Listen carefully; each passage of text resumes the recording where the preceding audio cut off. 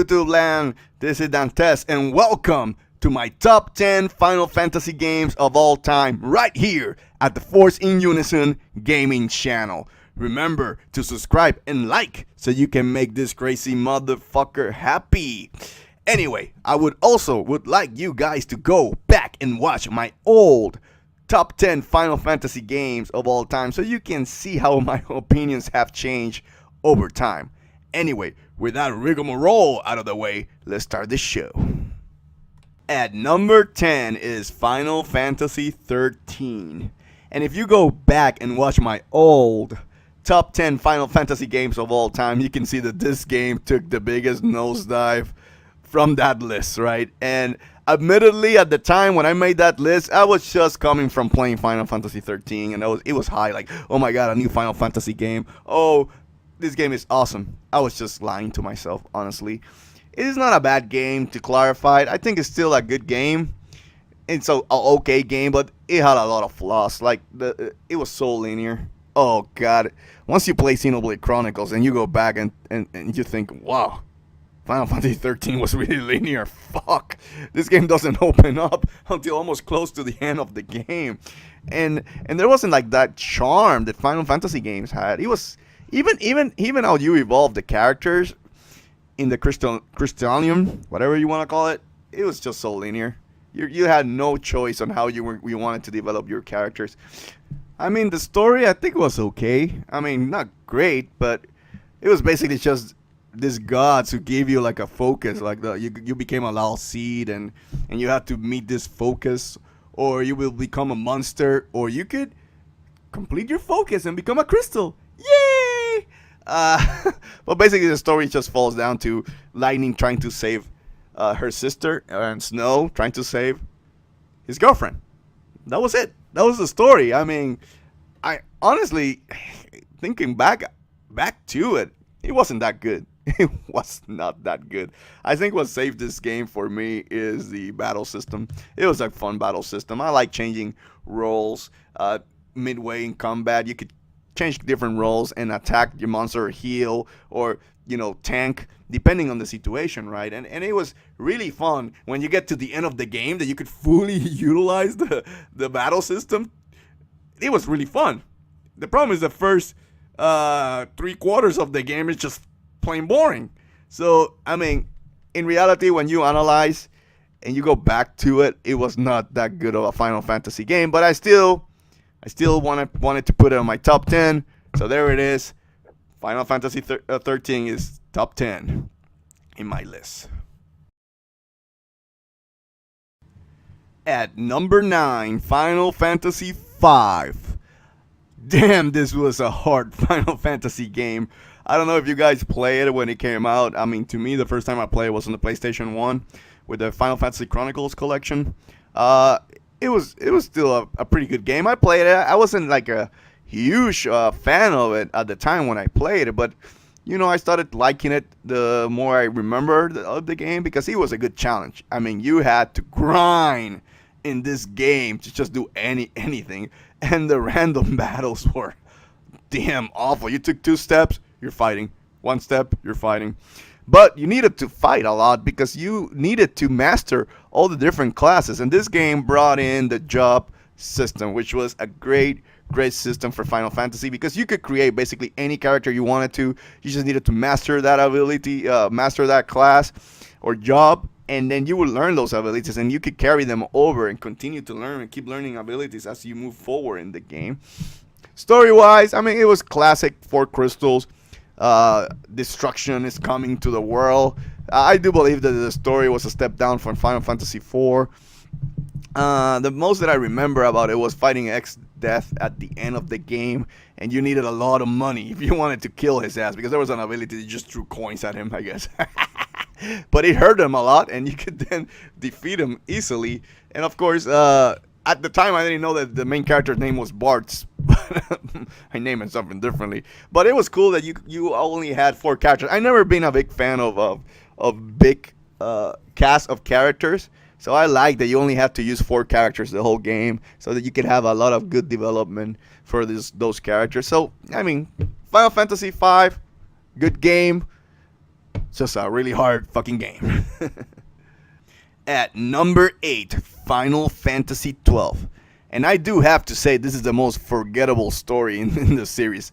I don't remember anything. And I didn't play this game a long time ago. I mean, compared to other Final Fantasy games like 4 or 7 or 6, whatever, which I remember the story of those games, I don't remember the story about this game. I do remember that I really like Baltier, and then Van looked a little bit feminine for my taste, right?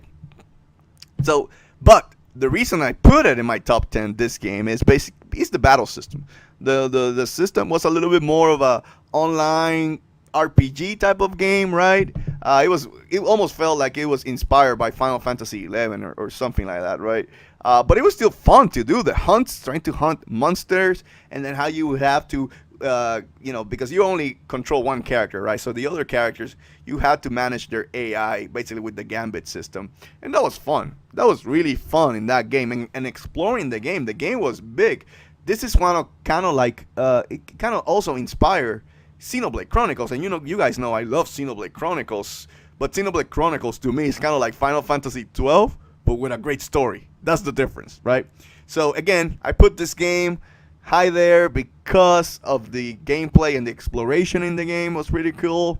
But admittedly, I don't remember much about this game. Anyway, maybe I'll replay it on PlayStation 4 since the game is coming out pretty soon. At number 7 is Final Fantasy 15. Yes, the latest Final Fantasy game and all its glory. And I platted this game just to give you guys a heads up. So, again, a little bit of a love-hate relationship with this game. It was a good game. I like the open world of the game, right? Where you could go anywhere. It was fun. Side quests could have been better. There was a lot of fetch quests in the game. But still, the story was pretty good, I would say. It's hard for me to judge this game because this game it does feel incomplete. They're still making DLC content for it. So it's almost like I want to play this game again when all the DLC content is in there available. Also, they expanded chapter 13 and added more story to it, right? Because there was a lot of plot holes. Like, shit just happens out of the blue just quickly, and like you go, so what happened again? So basically the story was just Noctis and his bros traveling around the world just to take Noctis to his wedding with Lady Luna Freya, right? That was basically the premise of the story. And a lot of shit just happens in the middle, right? Even the big moments in the game just felt kind of short. Even when, and then spoilers, when Lady Luna Freya dies in the game, it wasn't as impactful because characters weren't developed that great in this game. You almost have to watch the movie for this game and even the anime movie for this game, or the anime episodes, whatever you want to call, to make a little bit of sense in the story of this game, right? And it shouldn't be that way. You should have all the story in the game, right? So again, I just felt the story was a little bit incomplete, but I want to play it again once all the DLC comes out. And of course, the battle system is action RPG. It's you only use Noctis, and then you do special moves with his friends, like Ignis would come and try to save you, or you do a chain attack with Ignis, and it would look cool. It was cool. I think the battle system was fun. It was a little bit of a numb in a sense, right? You had to be aware in certain battles, but most of the time, I mean, you could fight just mashing through the buttons, but admittedly, if you want to beat the high-end dungeons, which I did, you do have to learn the battle system really well. Still, like Final Fantasy 15, way better game than Final Fantasy 13, so maybe Square will come back to greatness. At number 6 is Final Fantasy 4. This was a great, awesome game. Admittedly, I played Final Fantasy 6 first before I played Final Fantasy 4, but I have to say, when I went back and played Final Fantasy 4, I was like, this is still a great game. I mean, you can see the roots of where Square was starting to move up in the storytelling department. I mean, this is where you could see where they were trying to build a great story, great drama in a game. I mean, at that time, there was no game like it, to clarify, right? So a lot of people who play Final Fantasy IV first, they're going to be like, whoa, this is fucking awesome, right? Stories was pretty good. I mean, Cecil and Kane, great characters, both of them. They were awesome in the story. Cecil becomes a white paladin at some point. It's kind of like powering up, Saiyajin level 20. And then, of course, the story of him and Golovitz, and I guess there was a little bit of Star Wars there. Instead of a father and son, it was brother and brother, right? Still, it was a good drama. How Cecil just says, "Fuck you, King. I ain't doing the shit that you asked me to do. You're destroying villages and bullshit for fucking crystals. Fuck you." And that's just started the whole story. Now, the only bad part of this game, it had good character development, right? But there was a lot of switcheroos in this game, right? You thought you were playing with one character, then you think the character died, and then the character just comes back. So no one really died in the game. And I was like, really? Can someone just fucking die already? Sorry about that. It was just a lot of bacon switch here, switch them around. But it's still a great game. I'm just making fun of it. And of course, the battle system was fucking awesome, right? You have to remember, this is the first time Square introduced the active time battle system, right? This was a big deal at the time, right? Of course, we saw that in a lot of games afterwards, like Final Fantasy 6 and 7 and shit like that. But still, it was at that time, it was innovation at its finest. So Final Fantasy 4 deserves a lot of credit for being kind of the roots of what Final Fantasy was going to be in the next 10 years. So, great game, Final Fantasy IV. If you haven't played it, go play it. And my number 5 Final Fantasy game of all time is Final Fantasy VIII. Well, I do have a love-hate relationship with this game. I still think it was a good game on the PlayStation 1, but he had a lot to live up to when Square just put him two classics of a game in Final Fantasy VI and Final Fantasy VII. And I think this game did not deliver in that term, but in its own right, it was still a good game. The story was a little bit weak. I mean, I do call it the Beverly Hills 90210 of Final Fantasy games. I mean, the story with Squall, he was a little bit of a crybaby for me, but I understand that he had a lot of issues growing up. I mean, he missed his sister, and of course, he had daddy issues, I guess you could call it that too. The other thing is that weird part of the story is that all the characters in this game, they were all friends, right? And then at one point they go, well, we don't remember that we used to be friends because of, we use Guardian Forces. And Guardian Forces makes us forget. And I was like, when I saw that in the story, I was like, really? Really? They didn't do a good job developing the characters, honestly. Basically, it was Reno and Squall got most of the screen time. Which is understandable. I mean, they're the main characters in the game. But still, one of the good parts about Final Fantasy is how did you develop the other characters, right? Villains were a little bit weak. I mean, Sorceress Idea, however you want to say it. Remember, I'm a Spanish-speaking person, so I'm sorry if I'm pronouncing it wrong. She was just a puppet for Ultimecia. So then you're playing the whole game, you're fighting this sorceress, and then you just learn that you have to go fight Ultimecia in a different time zone, dimension, whatever you want to call it. I mean, it was kind of a little bit weak. No, so again, I'm sorry. It sounds like I'm cheating on the game a lot, but it's still a great Final Fantasy game. Gameplay was pretty awesome, though. The junctioning system was pretty cool. The only bad part of the junctioning system is you can get overpowered characters pretty early in the game, based on how you junction the Guardian Forces and, of course, the magic that you would put for the stats. You can get overpowered characters pretty quick. But still, to me, it was still a great battle system or gameplay. So, again, I still like Final Fantasy VIII. I know it sounded and I don't like it, but there's a reason why I put it number 5 this time around in my top 10 Final Fantasy games of all time. My number 4 Final Fantasy of all time is Final Fantasy IX. This was the last great Final Fantasy game for the PlayStation 1, and I loved every minute of it. I mean, I was a little bit disappointed for Final Fantasy VIII. So it was interesting to see what Final Fantasy IX would bring to the table. And what it brought was going back to to the roots of what Final Fantasy was, right? You have black mages, you have thieves, you had a knight, a queen.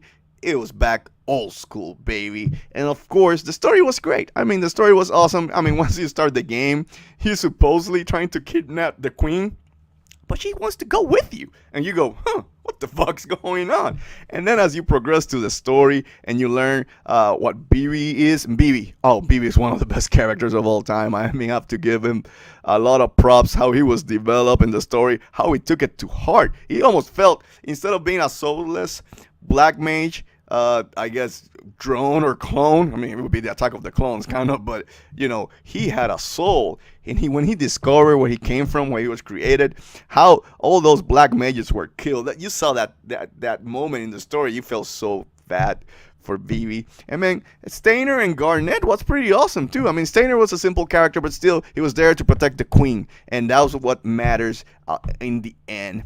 To me, those were my 4 favorite characters. And of course, there was Kuya.